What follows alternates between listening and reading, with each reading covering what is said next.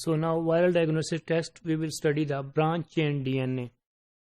This is also called as branched DNA assay or branched chain DNA.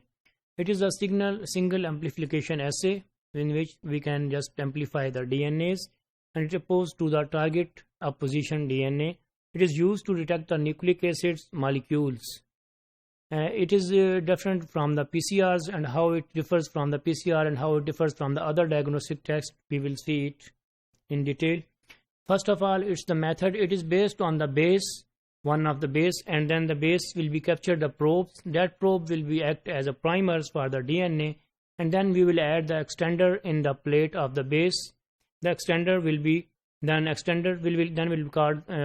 add the target virus, which will be added in there, and the target DNA, and then we will again add the extender, label extender, then pre-amplifier, and then the DNA will be amplified at the last step of the branched DNA.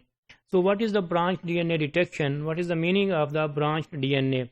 The target nucleic acid sequences are not replicated through the C, and it uses the capture probes. The pDNA probes and bDNA amplifier probes are very important as far as the branched DNA is concerned, and the assay is based on the microtiter plate technology because it is started from the plate on which we have already used as a base. The solid phase single amplification system, multiple sets of the synthetic oligonucleotide probes are used in this system, and the capture probes will be bound to the well, and in this way the DNA will be amplified. The target specific probes need to be used in this process, and the amplifier molecules with 15 identical branches, and each of which can bind at about 3 labeled probes.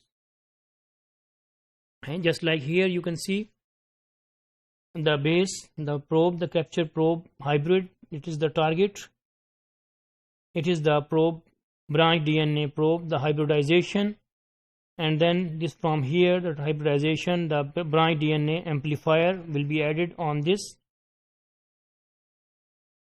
Here the addition of the alkaline phosphatase molecules,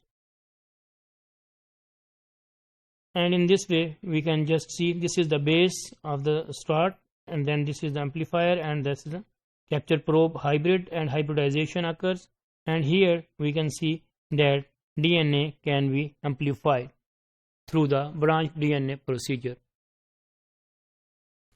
You can also see the short video after this later, and you can understand this whole process a little bit in the better way.